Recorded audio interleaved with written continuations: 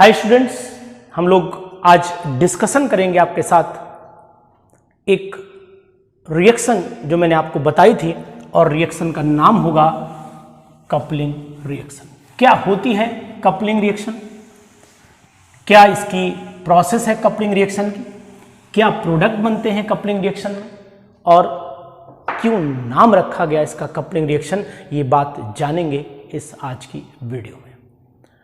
तो coupling reaction होती क्या है? सबसे पहले तो मन में यही क्वेश्चन आता है कि what is the meaning of coupling reaction.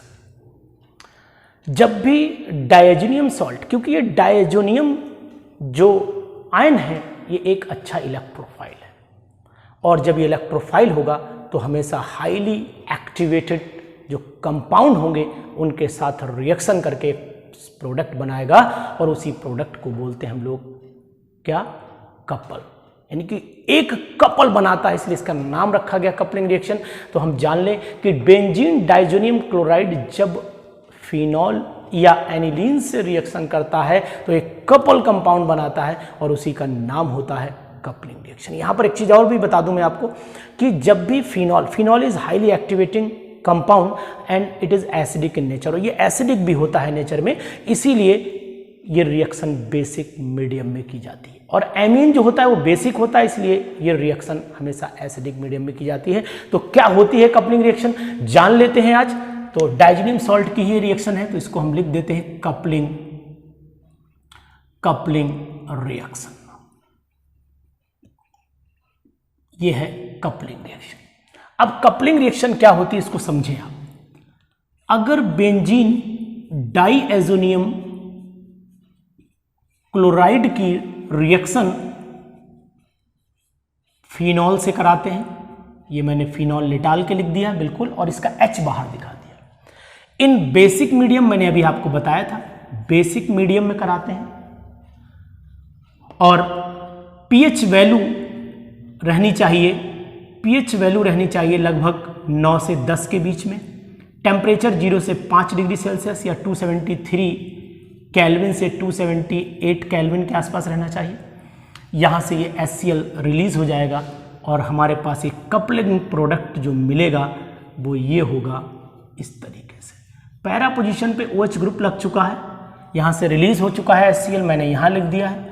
इसका पैरा पोजीशन पे OH है, नाम हो जाएगा पैरा हाइड्रोक्सी एजो बेंजीन। ये ऑरेंज कलर की डाई होती है, ये बात ध्यान रखेंगे। अब अगर आपको मन में आए कि सर ये कैसे हमें याद रहेगा कि ऑरेंज है, क्योंकि दूसरी रिएक्शन जो कराने जा रहे हैं उसमें येलो कलर की मिलेगी, तो मैं आपको तरीका बताऊंगा, तब तक आप इंतजार करिए। देखिए फिर मैंने लिया बेंजीन डाइजोनियम क्लोराइड और यहाँ पर मैंने इस तरीके से ये आपकी NH2 ले लिया, यानी कि एनिलीन लिया। यहाँ पर मीडियम बेसिक रहेगा, यानी कि अगर ये बेसिक मीडियम में रिएक्शन करा देते हैं तो यहाँ पर उतना अच्छा प्रोडक्ट नहीं मिल सकता है जितना अच्छा आपको बेसिक मीडियम में ऊपर दिखाई दे रहा था प्रोडक्ट, यानी कि मीडियम हमें चेंज करना पड़ेगा। अगर हम यहाँ पर कराएंगे बेसिक मीडियम में तो उतना बेटर नहीं मिलेगा। तो यानी कि अब हम रिएक्शन करा लेते हैं एसिडिक मीडियम में।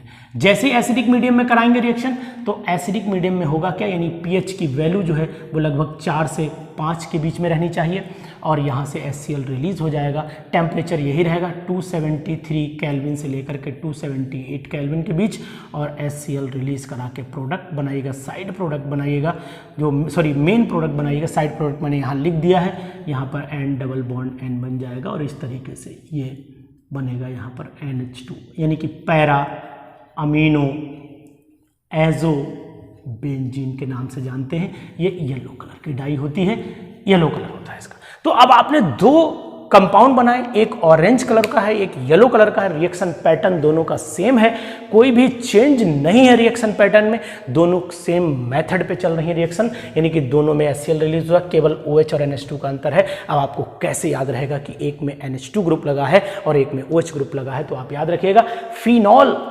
फिनॉल को अगर हम लिखें तो PHENOL, O आ रहा है इसके अंदर, मतलब ऑरेंज कलर होगा। एमीन लिखेंगे AMINE, एमीन में कहीं भी आपका O नहीं आएगा, इसका मतलब है जिसमें O आएगा वही ऑरेंज होगा। तो ध्यान रखिएगा, फिनॉल का जो कंपाउंड होगा वो ऑरेंज होगा और एमीन का जो कंपाउंड होगा वो येलो होगा। इस बात को आपको ध्यान रखना पड़ेगा। तो ये मैंने आपको बताई कि क्या होती है कपलिंग रिएक्शन, कैसे बनते हैं कपलिंग रिएक्शन से प्रोडक्ट, ये भी मैंने आपको जानकारी दे दी। तो इस रिएक्शन को आप सेपरेट पढ़िएगा, लिख करके प्रैक्टिस करिएगा, क्योंकि chemistry is highly volatile in nature and you can learn chemistry, you can memorise chemistry for a long time only by revision with writing. अगर आप लिखने के साथ साथ रिवीजन करते हैं तो अपने माइंड में लंबे समय तक रोक पाएंगे chemistry, otherwise you know very well it is highly volatile in nature. तो ये बात ध्यान रखिएगा। तो इसके साथ ही आप इन रिएक्शंस को रिवाइज करिए। डायजोनियम चैप्टर मैंने पूरा करा दिया है, इसको पढ़िए। ये कॉम्पिटिटिव है, एग्जाम में भी रिएक्शन में खूब पूछा जाता है, लेकिन जो है समय के अनुसार इसको थोड़ा सा चेंज किया गया है, इसलिए आप इसको कॉम्पिटिटिव पॉइंट ऑफ व्यू से जरूर देखेगा। Thank you, good day.